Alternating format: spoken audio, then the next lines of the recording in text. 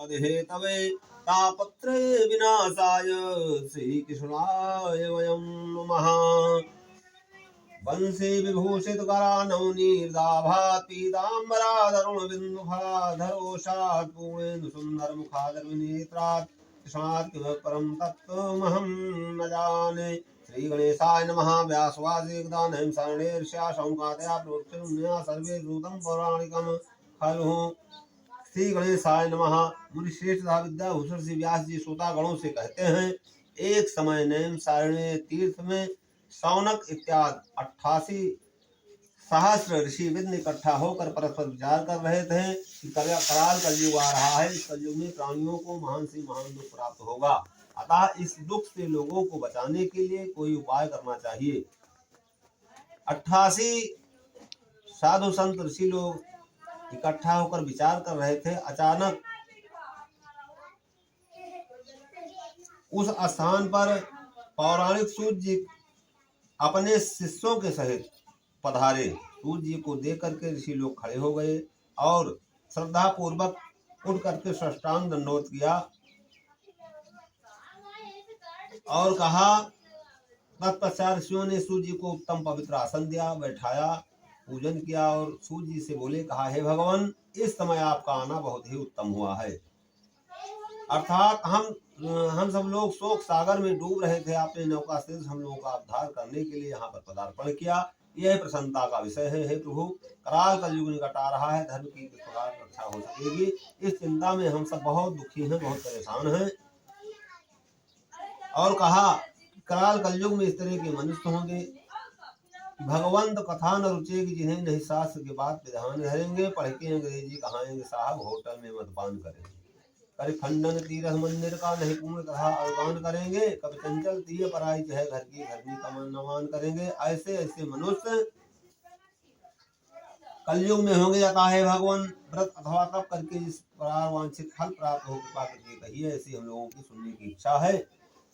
पैर पर गिर पड़े, कहा, बंदहु पद धर धरण सिर विनय करो कर जोर, वरुणो रघुवर विमल सिद्धांत निरोर। अर्थात अत्यारत पूछौ मुनिराया, रघुपद कथा कहूँ कर दाया। शंकर ऋषियों की प्रार्थना पर सूर्य जी बोले, कहा, ऋषिगण आप सब धन्य हैं, आप जैसे मनुष्य हैं सब पुरुष कहे जाने के योग्य हैं, जो कि परोपकार के लिए चिंता करते हैं और दुष्टों से कष्ट पाने पर भी उनको सुख देने की इच्छा रखते हैं। आहे परोपकारी शौनकार ऋषि। इसी प्रकार लक्ष्मी व विष्णु भगवान से एक बार नारद जी ने पूछा था, जिस प्रकार आप सब मुझसे पूछ रहे हैं। इसलिए संध्या करने के बाद जिस प्रकार इस प्रश्न का उत्तर श्री भगवान ने दिया था, उसी प्रकार मैं आप लोगों के समक्ष कथा कह रहा हूँ, ध्यान से सुनो। शौनकार ऋषियों ने कहा, अति उत्तम है महाराज, हम लोग भी संध्योपासन कर ले, क्योंकि किसी कम ने कहा है कि जो उठ प्रात नहा तो नहीं, दिन तीन ध्यान धरे जो उमा को, अक्ष की माल न भाल विभूत न देत जो अर्घ सदा सविता को, संध्या विधि करते नहीं जो दिन तीन ध्यान धरे जो उमा को, द्विजराज बने निज काज तजे गने, यस ब्राह्मण शूद्र प्रथा को। कहा कि जो है प्रतिदिन सुबह उठ करके स्नान ध्यान करना चाहिए, सूर्य भगवान को अर्घ 1 लोटा देना चाहिए, खास करके सब लोगों को करना चाहिए। अगर सब लोग नहीं कर रहे हैं और ब्राह्मण को, तो फिर प्रतिदिन स्नान करके सूर्य भगवान को 1 लोटा जल अवश्य देना चाहिए, नहीं तो वो जो है सबसे व्यवस्था है, उससे प्रणाम करने योग्य वो नहीं। और 3 दिन बीत जाए जो भगवान का नाम ना ले, भगवती का नाम ना ले, वो भी जान लो उसको भी राक्षस है जानो। तो ऐसा जो है भगवान गुरु जी ने बताया शिष्यों से और कहा कि ठीक है। शाम का समय था, सब लोग इकट्ठा हुए, गुरु जी बताने लगे और कहा, ध्यान से मेरी बात को सुनो, यदि तुम्हारा ध्यान किसी और तरफ रहेगा तो ना मेरे उपदेश से तुम्हें कोई फायदा मिलेगा बताने से, ना तुम्हारा दूसरा कार्य ही बनेगा। इसलिए जो काम करना चाहिए उसमें ध्यान लगा करके श्रद्धा भक्ति पूर्वक के साथ करना चाहिए, चाहे जो कार्य हो। हे ऋषियों, एक समय नारद उन परोपकार की इच्छा से नाना लोकों में भ्रमण करते हुए मृत्युलोक में आए।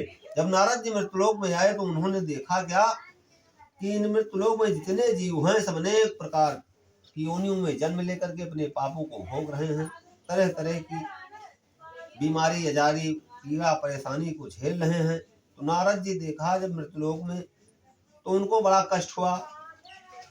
तो नारद जी सोचे कि इन लोगों का दुख कैसे दूर हो, कोई हमें को उपाय करना चाहिए। मन में सोचते हुए बीड़ा बजाते हुए नारद जी कहाँ गए? वैकुंठ धाम लक्ष्मी और नारायण के पास।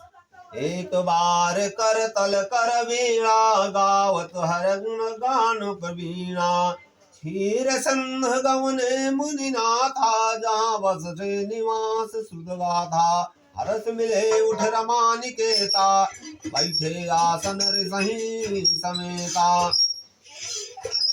अतः विष्णु लोक में पहुंच करके नारद जी ने देखा कि शुक्ल वर्ण भगवान चार भुजाओं से युक्त हैं, सुसज्जित हैं और चारों भुजाओं में क्रम से शंख चक्र गदा तथा गले में तुलसी की माला शोभा दे रही है।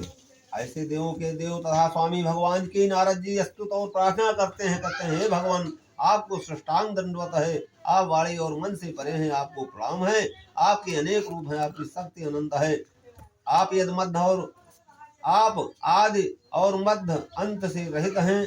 आप निर्गुण और तीनों गुणों सतरतम की आत्मा तथा संपूर्ण प्राणियों की आदि कारणों अपने भक्तों की क्लेश परेशानी को दूर करने वाले हैं। नारद जी हाथ जोड़ करके भगवान नारायण से कहते हैं कि जय दुष्ट संहारी भव भयहारी, जय कर आदि नयंता, जय सुर विनाशक धर्म प्रकाशक गावहि वेद अनंता।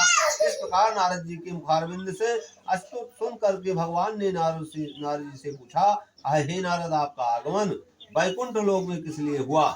आप क्या चाहते हैं? हे महाभाग आप मुझसे कहें, मैं उसका उत्तर दूंगा। तब नारद जी ने जो है भगवान नारायण की बात को सुन करके नारद जी बोले, कहा हे प्रभु इस समय हम मृत्यु लोक से आ रहे हैं।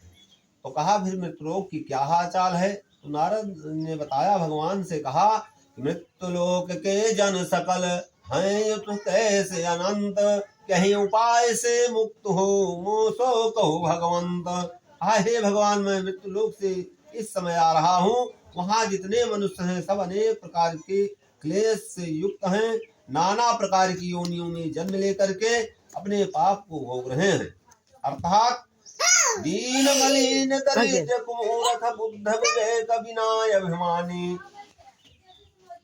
तस्कर लंपट ज्वारी तथा अशिक्षित दुष्ट महायज्ञानी, अन्न न पावत भोजन को अरुपानुक पावत शुद्ध न पानी, चंचल शोक विहाल सभी नर शिष्ट को चिंतन में लपटानी। अर्थात भगवान से नारद जी ने कहा, भय विकल खग मृग यह भांति, अपर कथा कैसे कही जाती, यह कलिकाल कठिन उर्गारी, पाप परायण सब नर नारी।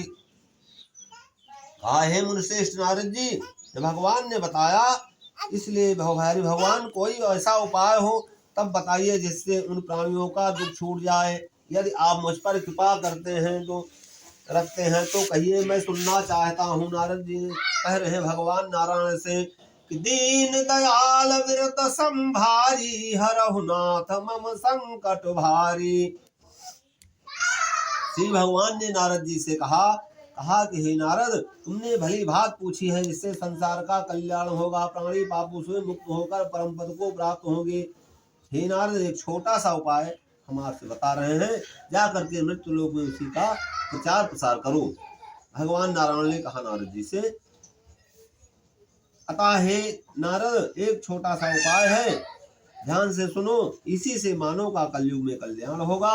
यद हे नारद तुम्हारे स्नेह से मैं कह रहा हूँ इस व्रत और उपाय को। कलयुग के लिए एक ऐसा उत्तम व्रत है जो कि महत्वपूर्ण को प्रदान करने वाला और धन धान को बढ़ाने वाला है, और वह व्रत स्वर्ग और पृथ्वी में दुर्लभ है। वह व्रत है सत्यनारायण विष्णु भगवान, अर्थात सत्यनारायण विष्णु भगवान का व्रत तथा पूजन। यही है वो व्रत। जो मनुष्य इस व्रत को धारण करेगा वो दुख से छूट जाएगा और सुख को प्राप्त करेगा, और अंत में मोक्ष को प्राप्त होकर के सीधा वैकुंठ धाम को चला जाएगा। तो भगवान ने कहा कि प्रभु क्या विध है इस पूजन की, क्या प्रक्रिया है, सब हमको बता दीजिए। भगवान का वचन सुन करके नारद जी ने इनसे पूछा, कहा इस व्रत का क्या फल है, क्या विध है, कब करना चाहिए तथा पहले इस व्रत को किसने किया था, सब विध पूर्वक वर्णन कीजिए। इस प्रकार नारद जी का वचन सुन करके भगवान बोले, कहा हे नारद, यह व्रत समस्त दुख तथा शोक को नष्ट करने वाला, धन को बढ़ाने वाला है, सत्य कथा दुख शोक को दूर करे दे चैन। हे नारद, कलिकाल में यह वैभव सुखायन। इसके अतिरिक्त यह व्रत सौभाग्य संतत तथा सर्वत्र विजय प्राप्त करने वाला है। और कहा किसी भी दिन यह व्रत भक्ति और श्रद्धा पूर्वक किया जा सकता है। शाम काल के समय ब्राह्मण और भाई बंधुओं को के साथ में धर्म में तत्पर होकर के सत्यनारायण भगवान का व्रत पूजन करना चाहिए। केले का फल, गऊ का दूध, गेहूं का आटा, जिसमें चीनी मिश्रित करके उसके भाव में चावल का आटा और गुड़ मिला करके चूर्ण बना करके सब पदार्थ को इकट्ठा करके सवाई लगा करके भगवान के सामने अर्पण करके फिर ब्राह्मण तथा पुस्तक का पूजन करके दक्षिणा दे करके भाई बंधुओं के साथ कथा को श्रवण करें। तत्पश्चात भाई बंधुओं के सहित कथा को श्रवण करें। प्रसाद खाने के बाद नाच गाना बजाना कीर्तन आज भगवान के सामने करें। उसके बाद जब सब लोग अपने घर जाने लगे, भगवान सत्यनारायण स्वामी का नाम स्मरण करते हुए अपने घर के लिए प्रस्थान करें। इस प्रकार हे नारद, यह व्रत जो मनुष्य करेगा वह वांछित मनमाना फल पाएगा। विशेषकर कलयुग में इससे शक्ति, इससे सरल कोई उपाय नहीं है। इत सूर्य स्कंद पुराणे रेवाखंडे सत्यनारायण व्रत कथायाम प्रथमो अध्यायः समाप्तः। बोलो श्री सत्यनारायण भगवान की जय।